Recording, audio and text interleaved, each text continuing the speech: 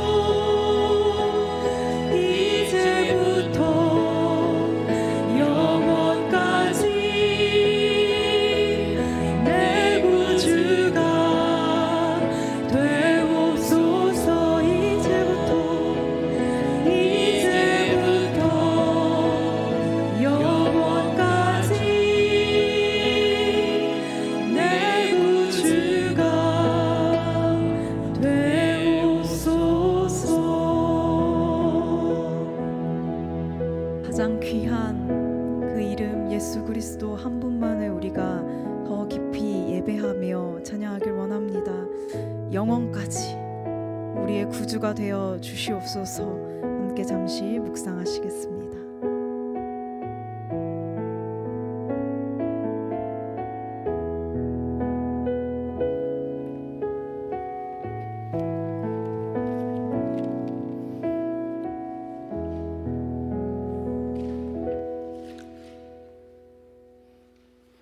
우리를 구원하시려 독생자까지 내어주신 하나님 아버지, 고난주간을 지나면서 하나님의 마음을 헤아려 봅니다.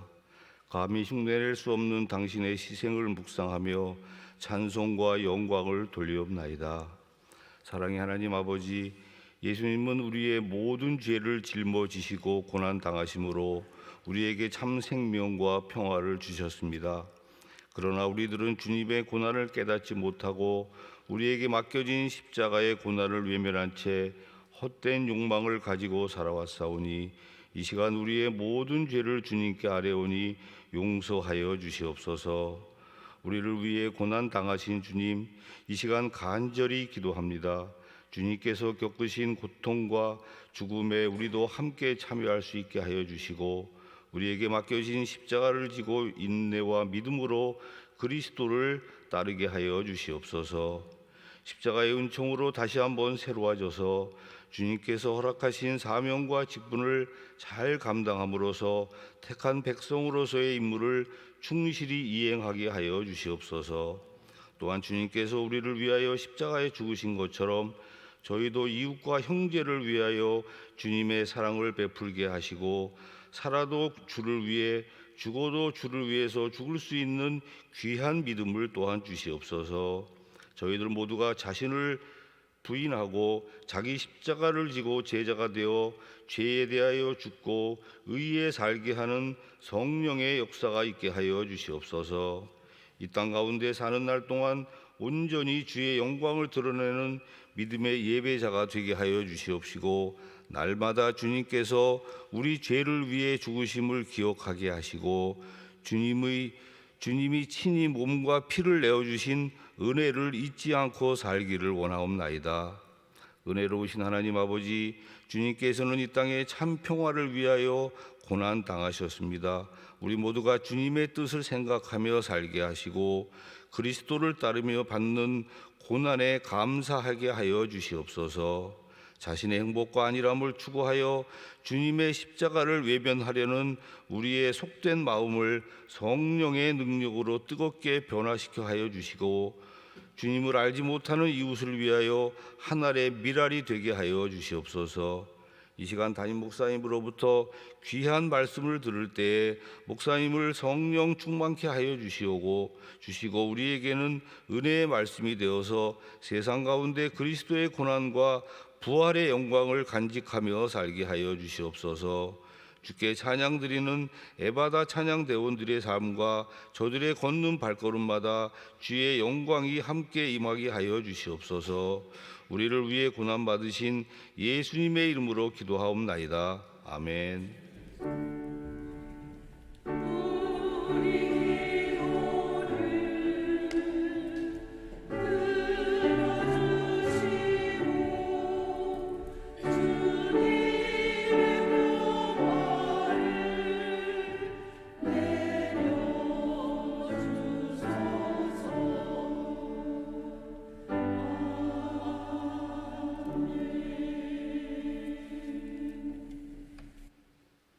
오늘 우리에게 주시는 하나님의 말씀은 마태복음 27장 11절의 말씀입니다. 신약 49페이지입니다. 마태복음 27장 11절 말씀입니다.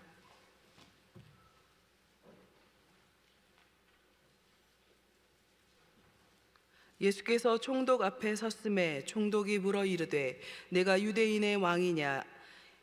예수께서 대답하시되 내 말이 옳도다 하시고. 마태복음 27장 11절입니다. 에바다 찬양대가 하나님께 찬양 드린 후에 담임 목사님께서 말씀 전해 주시겠습니다.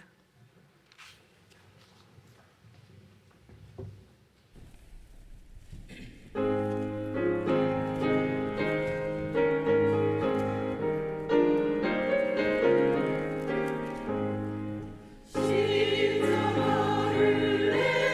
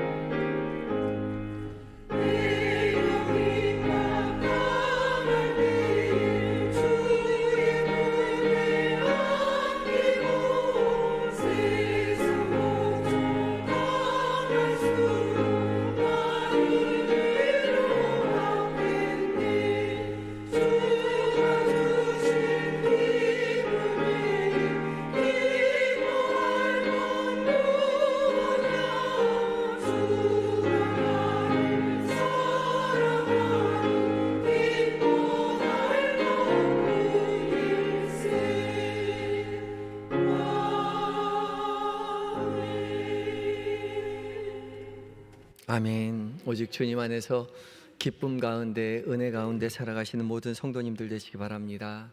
귀한 찬양 감사합니다. 오늘 사순절 특별 새벽 기도회 오늘 네 번째 날이지요. 그리고 사순절로는 38번째 날이 되었습니다.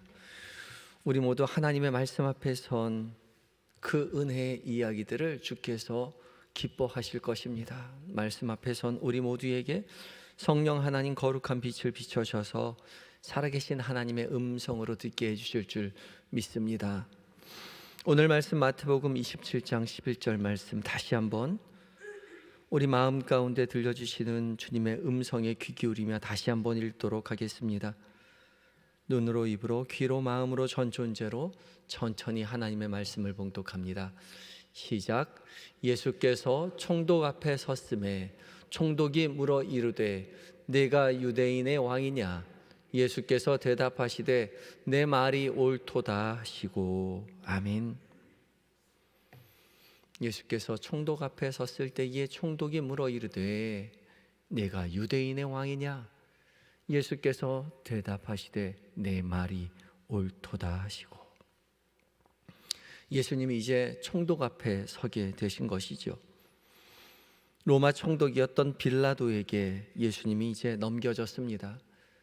지난밤에 대제사장들과 서기관들과 장로들이 모여서 예수님을 붙잡아 가지고 신문을 하였죠. 밤새 신문하여서 신성모독이라는 죄목을 가지고 예수님을 죽이려고 했지만 예수님을 죽일 수 있는 방법이 없었습니다. 유대인들은 사형을 처할 만한 권한이 없었기 때문에 그렇죠. 당시 유대인들은 로마의 지배를 받고 있었기 때문에 로마인만이 사형을 집행할 수 있는 권한을 가지고 있었습니다. 그래서 로마 사람들에게 찾아갔던 겁니다. 로마 총독이었던 빌라도에게 이제 예수님을 끌고 갑니다. 당시 본디오 빌라도는 로마의 이제 5대 총독으로 유대의 총독으로 왔지요. 유대뿐만 아니라 유대와 사마리아와 이두메 이 큰 지역을 다스리고 있었던 본디오 빌라도는 평상시에는 이 유대 땅으로 오지 않고 이 예루살렘 지역에 머물러 있지 않고 지중해 있는 그 가이사랴 지방에서 통치를 하였습니다. 그쪽에서 통치를 하다가 이제 때가 되면 예루살렘 성전으로 들어오게 되었죠. 예루살렘 성 안에 있는 총독 관저에 머물렀습니다. 당시 특별히 지금은 6월절 기간이었기 때문에 6월절엔 많은 사람들이 유대의 그 예루살렘 성으로 모여들게 되지요. 유대인들이 모여서 밀란의 소지를 일으킬 소지가 있었기 때문에 군인들을 이끌고 예루살렘 성 안으로 들어와서 빌라도의 총독 관저에 머물고 있었습니다. 대제사장과 서기관들은 이 빌라도를 찾아옵니다. 이제 예수님을 넘겨받은 빌라도는 예수님을 신문하고 있죠. 그것이 오늘 본문의 말씀입니다. 빌라도는 예수님을 향해서 묻습니다. 내가 유대인의 왕이냐? 빌라도가 예수님을 유대인의 왕이냐라고 물었지만 사실 이 대제사장과 서기관과 장로들이 예수님을 잡아온 죄의 몫은 처음 신문할 때의 죄 몫은 유대인의 왕이냐라고 이야기하지 않았습니다. 혹시 기억하십니까? 대제사장들과 이 서기관들과 장로들이 예수님을 잡아서 죽여야겠다라고 생각하였던 죄 몫은 뭐였죠? 신성모독이었습니다. 신성모독. 우리 화요일 날 우리 함께 읽었던 본문의 이야기 가운데 있습니다. 화요일 날 한 거 한번 찾아보시겠습니까? 우리 화요일 날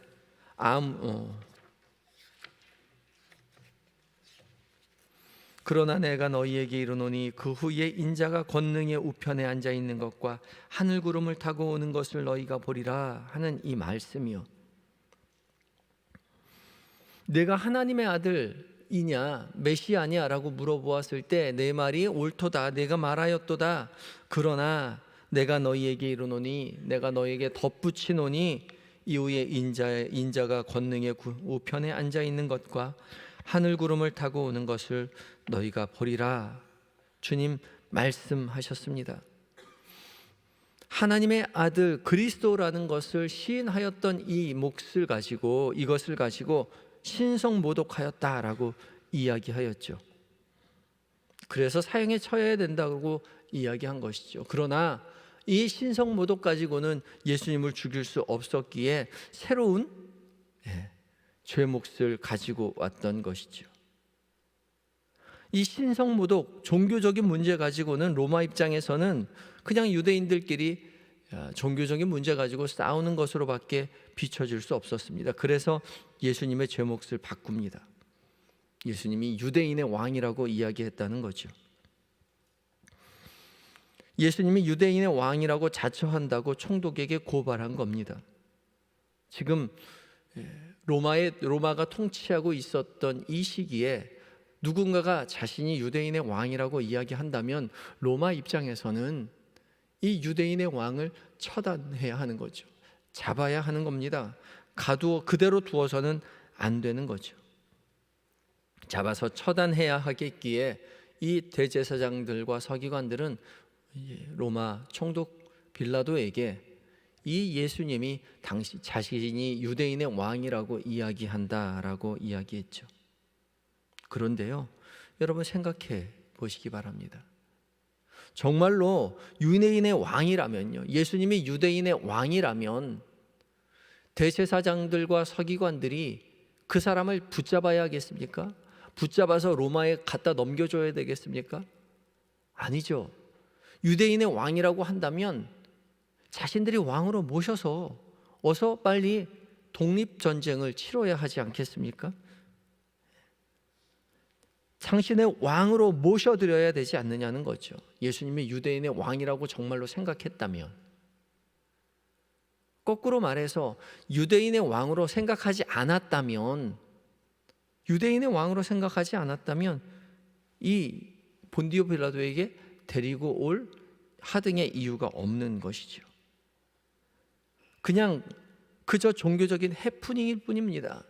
우리는 유대인의 왕으로 생각하지 않는데 이자가 유대인의 왕이라고 합니다 라고 해서 대제사장들과 서기관들이 예수님을 빌라도에게 데리고 왔다면 빌라도 생각하기에 이 사람은 그냥 스스로 자기가 유대인의 왕이라고 생각하는 사람에 불과하다라고 생각할 수밖에 없겠죠. 그저 망상꾼인 겁니다. 그러니까 로마 입장에서는 이 사람이 위험한 인물이 아닌 거죠.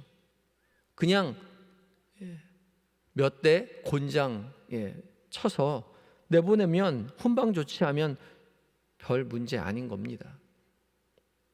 그러나 정말 예수님이 유대인의 왕이라고 한다면 지금 이 사람들, 바리새인과 이 대제사장들과 서기관과 장로들이 예수님을 자기에게로 데리고 올 하등의 이유가 없는 것이죠. 빌라도 입장에서는 이 예수님이 유대인의 왕이라는 사실을 믿을래야 믿을 수가 없었던 거죠. 진짜로 왕이라면 데리고 오지 않았을 것이고, 진짜 왕이 아니라고 한다면 전혀 문제가 되지 않을 사람이라는 겁니다. 그래서 본디오 빌라도는 예수님에게서 아무런 죄를 찾을 수가 없었습니다. 그래서 명절이 되면 죄인 한 사람을 풀어주는 그런 관례에 따라 예수님을 풀어주려고 하였던 것이죠. 그러나 이 대제사장들과 서기관과 장로들, 이 유대 지도자들은 무리들을, 군중들을 시켜서 예수님을 죽이라고 명령하게 합니다. 그래서 어쩔 수 없이 빌라도는 예수님을 십자가에 못 박게 되죠. 정말 아이러니컬하게도 유대 지도자들은 예수님을 고발하기 위해서 자기들이 만들어낸 말이었습니다. 유대인의 왕이라고요. 예수님의 유대인이 왕이라고 이 말이 빌라도가 예수님을 십자가에 못 박음으로써 이제 세상이 모두 명확히 알게 되게 되는 그런 말이 되었다는 거죠. 십자가에 유대인의 왕이라고 명패를 써서 예수님을 십자가에 못 박아 죽이게 되죠. 예수님을 죽이기 위해서 만들어낸 이 말이 실상은 유대 지도자들이 입으로 시인한 말이 되었고, 그것을 공식적으로 빌라도가 인정하게 된 것이죠. 그리고 모든 세상이 예수님이 왜 십자가에 달려 죽게 되셨나? 유대인의 왕이시기 때문이다 라고 알게 되었다는 겁니다. 유대 지도자들과 본디오 빌라도가 모두 예수님에게서 진정 유대인의 왕이 아니라는 것을 거부하기 위해서 발버둥 치료했겠지만, 결국은 종국은 스스로 시인하는 결과가 나고 말았던 거죠. 세상은 예수님께서 그리스도라는 사실을 온통 거부하려고 하죠. 예수님께서 이 세상의 주인 되심을 거부하려고 발버둥 치지만 거부할 수 없는 것이요. 왜냐하면 예수님은 세상의 주인 되시기 때문입니다. 마치 이 유대 지도자들과 본디오 빌라도가 예수님을 유대인의 왕으로 시인하지 않으려고 했지만 시인할 수밖에 없게 된 것처럼, 온 세상이 예수 그리스도가 이 땅의 주인 되신다는 사실을 시인하지 않으려고 발버둥 치지만, 이미 예수님은 이 세상의 그리스도로, 세상을 다스리시는 주인으로 계시기 때문에 우리의 세상의 발버둥이 전혀 소용이 없다는 것이죠. 거부하면 거부할수록 오히려 예수 그리스도께서 세상의 주인 되심을 인정하게 될 것이라는 겁니다. 세상은 하나님을 이길 수 없습니다. 세상은 예수님을 이길 수 없습니다. 거부할 수 없어요. 숨을 쉬지 않으면 사람이 살아갈 수 없듯이 우리 모두는 예수 그리스도의 다스리심 속에서 이미 살아가고 있기에, 우리의 입술로 나는 예수 그리스도의 다스리심을 받지 않겠다라고 말한다고 해도 우리는 그 다스리심 안에 있게 되는 겁니다. 하나님의 형상으로 창조된 인간은 하나님 없이 살아갈 수 있는 생명은 아무것도 없다는 거죠. 그러니 우리는 늘 하나님 안에 존재해 있으면서, 예수 그리스도의 다스리심 속에 있으면서 예수님을 거부하려 하는 삶을 살아간다는 것이죠. 그래서 우리가 해야 할 것은, 우리가 이미 그리스도의 다스리심 안에 있다는 것을 입술로 고백하고 영으로 고백하고 삶으로 고백하며 살아가야 한다는 것입니다. 우리는 주님을 거부하면서도 입술로는 이야기하죠. 주님은 우리의 왕이십니다. 주님은 우리를 다스리십니다. 마치 유대 지도자들이 예수님을 거부하면서도 당신이 이 빌라도에게 유대인의 왕이라고, 예수가 유대인의 왕이라고 이야기했던 것처럼 우리도 입술로는 주님이 우리의 왕이라고 고백하며 살아갑니다. 그러나 입술로만 고백할 뿐 우리의 삶으로는, 우리의 영으로는, 우리의 마음으로는 주님을 거부하며 살죠. 마치 유대 지도자들처럼 말이죠. 주님은 우리에게 다시 한번 묻고 있습니다. 내가 나를 진정한 왕으로 인정하고 살아가느냐? 입술로만 유대인의 왕, 나의 주님 그렇게 이야기하고 있지 않느냐 말이죠. 우리에게 물으시는 주님 앞에 우리의 마음을 다하여, 주님, 우리를 다스리시는 나의 주인이십니다. 나의 왕이십니다. 그렇게 고백하시는 한영의 성도님들 되시기 바랍니다. 이제 각자 들려주신 그 말씀에 따라 한 문장으로 짧게 기도문 작성하도록 하겠습니다. 짧게 작성한 기도문을 토대로 잠시 하나님 앞에 진솔한 기도를 드리시기 바랍니다.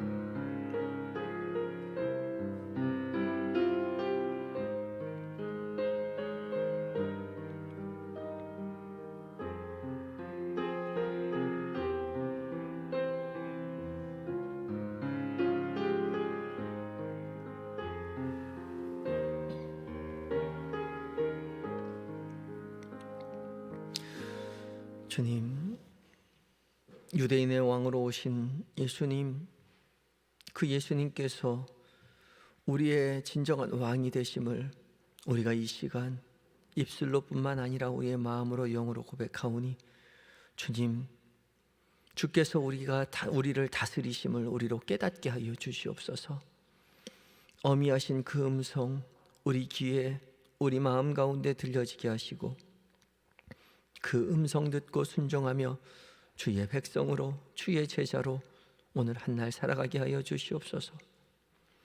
들려주신 말씀 하루 종일 간직하며 계속 묵상하며 살아갈 때에 우리가 주님의 기뻐하시는 뜻대로 살아가기를 원합니다. 주님, 기뻐하시는 것을, 주님 기뻐하시는 그것을 우리로 선택하게 하시고 주님 기뻐하지 않는 것들은 과감히 포기할 수 있는 지혜와 용기를 우리에게 허락하여 주시옵소서. 오늘 하루 계획된 모든 일정들, 만나게 되는 사람들, 나누는 대화들 가운데 주님이 이미 우리 곁에 계심을 잊지 않도록 도와주시고 주님 명령 따라, 주님 말씀 따라 주께서 주시는 기쁨, 주께 주시는 평안 누리는 하루 되게 하여 주시옵소서. 그리하여 얼마 남지 않은 이 사순절 기간 동안 주님 우리의 육체의 소욕을 다 내어버리고 주님 기뻐하시는 삶을 살아가는 주의 백성, 주의 제자된 우리가 되게 하여 주시옵소서. 잠들어 있는 자녀들, 우리의 남편과 아내, 부모님 기억하시고 지금 우리가 받은 은혜와 동일한 은혜로 함께 하셔서 믿음의 가문 되어 주를 찬양하는 복을 누리는 은혜를 우리가 얻게 하여 주옵소서. 몸과 마음이 연약한 환우들 기억하시고 주님이 일일이 찾아가 주님 치료의 광선으로 비춰 속히 회복시켜 주심으로 살아계신 그 하나님을 만나고 의지하여 주님 어서 속히 예배당에 나와 나에게 역사하신 주님을 증거하는 은혜의 삶 살게 하여 주시옵소서.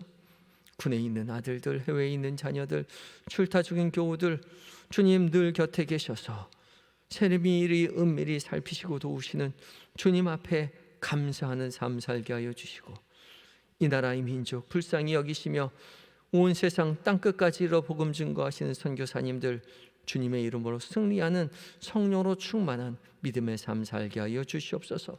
오늘 한 날도 온전히 주님 앞에 의탁드리올 때에 예수님의 이름으로 기도드립니다. 아멘.